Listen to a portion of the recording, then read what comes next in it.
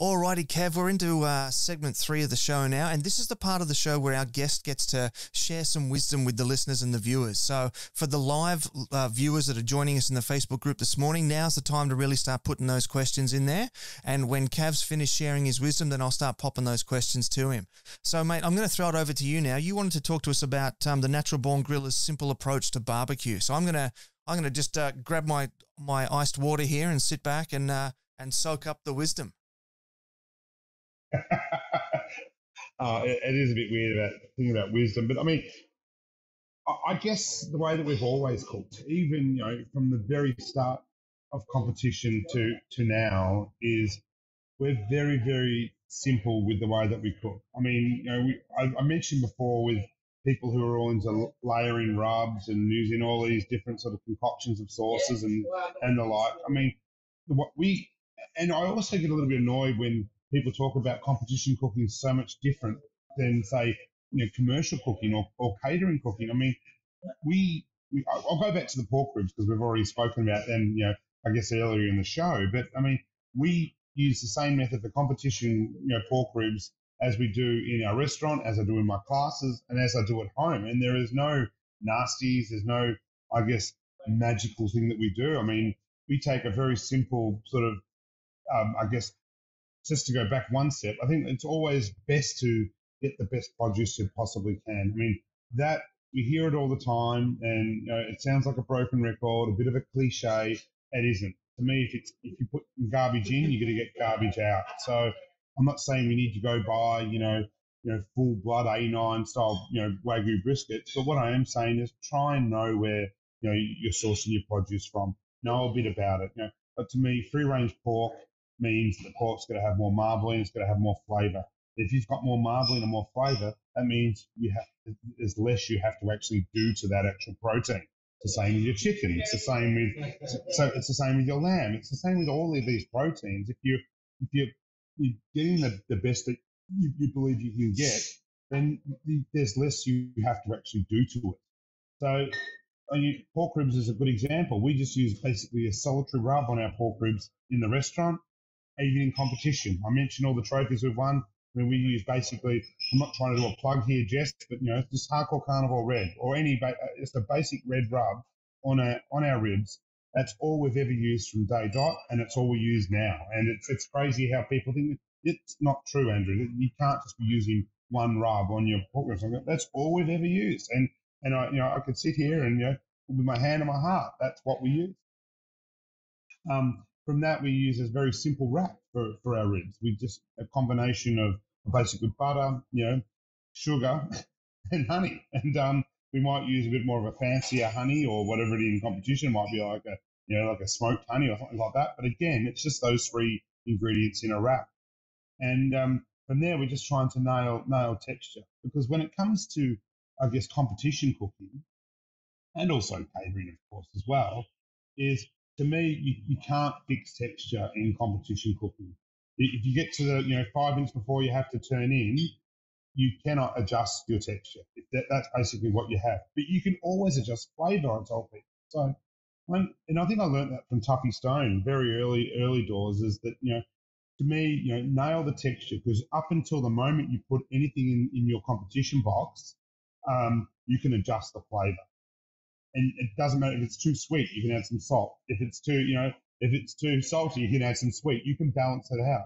But if you've stuffed the cook, then there's no going back. So that's one bit of advice I give to anyone entering competition barbecue, is always nail texture, because you can adjust your flavour. Back to the simplistic way of cooking, I guess. We still, even in competition, we boat our briskets. We've been notorious, I guess, boaters from the get-go, which I don't know any other competition teams that still boat their brisket. But again, we boat our briskets, when we cook. I think we cook maybe 6 or 7 briskets a day here at the restaurant. Every one of them is boated. When we're cooking 1 or 2 for competition, they're always boated as well. So to me, if you've got a great product, it's not going to dry out. That's what I tell people. If you're trying to cook with a substandard product, you've got to actually then make adjustments to that, and then wrapping that might be the best method. But for those of you not familiar with boating, it's essentially, I guess, a snug it's a snug wrap, but leaving the top exposed. So you lay out maybe 3 sheets of foil, put the briskets on the middle and just roll up all the edges all around it and make it very, very snug. Leave the top exposed so we can continue to create that beautiful crunchy bark that we so desire, and then cook it till it's done.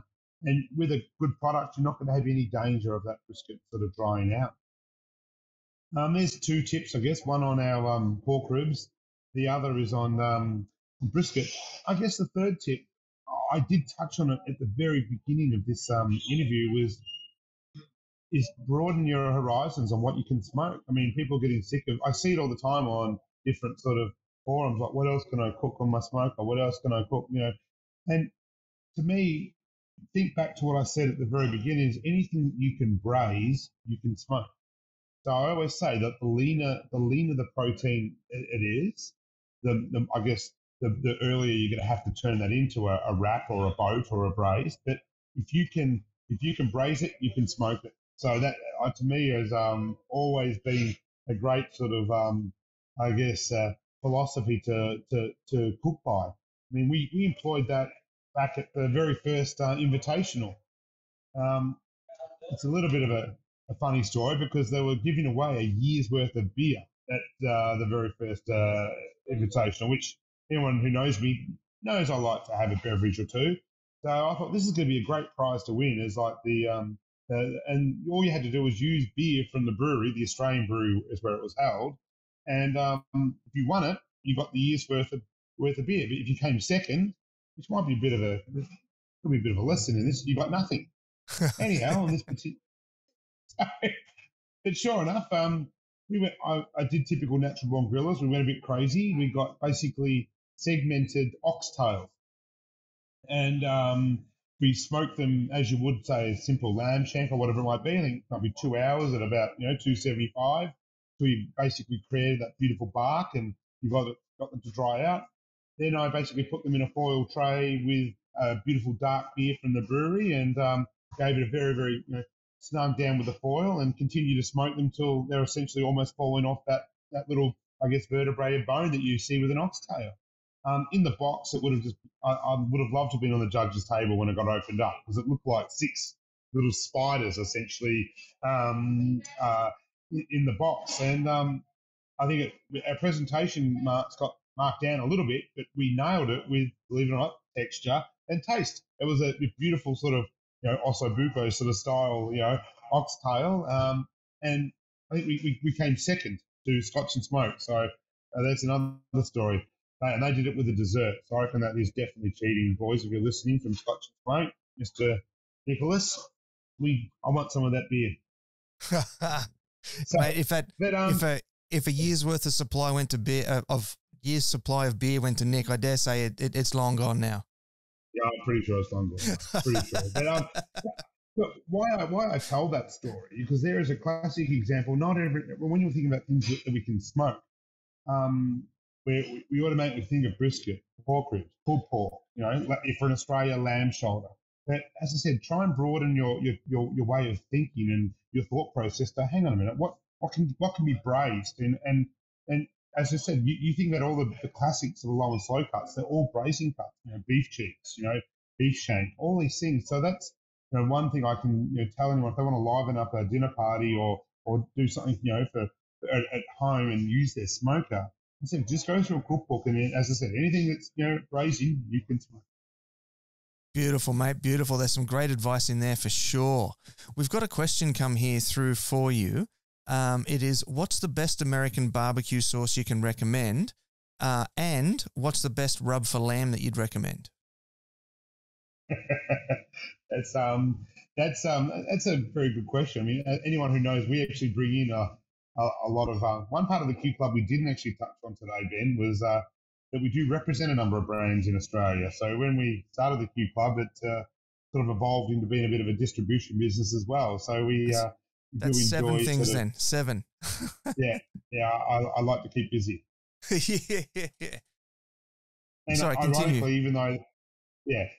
So, I mean, it would be remiss of me not to say that, to me, one of the favourite barbecue sauces that we import would have to be Blues Hog. I think it goes without saying. We managed to sort of retail that all over the whole, wholesale that over the whole country. We're very fortunate to have distributors like, Barbecues Galore, etc.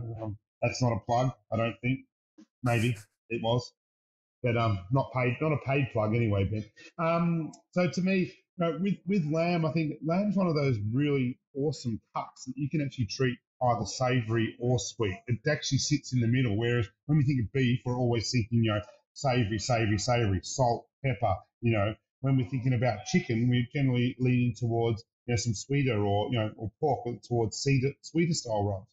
Lamb to me can actually swing both ways. It's actually a really, really, to me, universal and a cut that can be any other way. So for me, I love there's a boutique sort of manufacturer of rubs called Feedlot. He's actually a Texan guy that lives here in Australia, and he does one called Grasslands. And to me, that is the ultimate sort of lamb rub. I really enjoy that.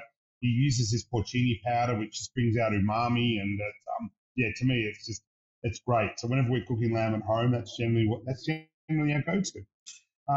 As far as sauce, as I said, any blue salt sauce, but to me, again, being more of I have a preference to a savoury palate. I love like their Tennessee Red, so more of their vinegar style barbecue sauces. To me, I love how they can cut through the fat. So that's another sort of tip to me when anyone is trying to add sauce to any sort of barbecue protein. If it is a very fatty protein, always go for something with a bit of vinegar or something that can cut through that, because adding sort of like a heavy, molassesy, sweet sort of barbecue sauce on already a rich cut, to me, can be a little bit overwhelming in the mouthfeel. Yeah, I can certainly agree with you on that, mate. Yeah.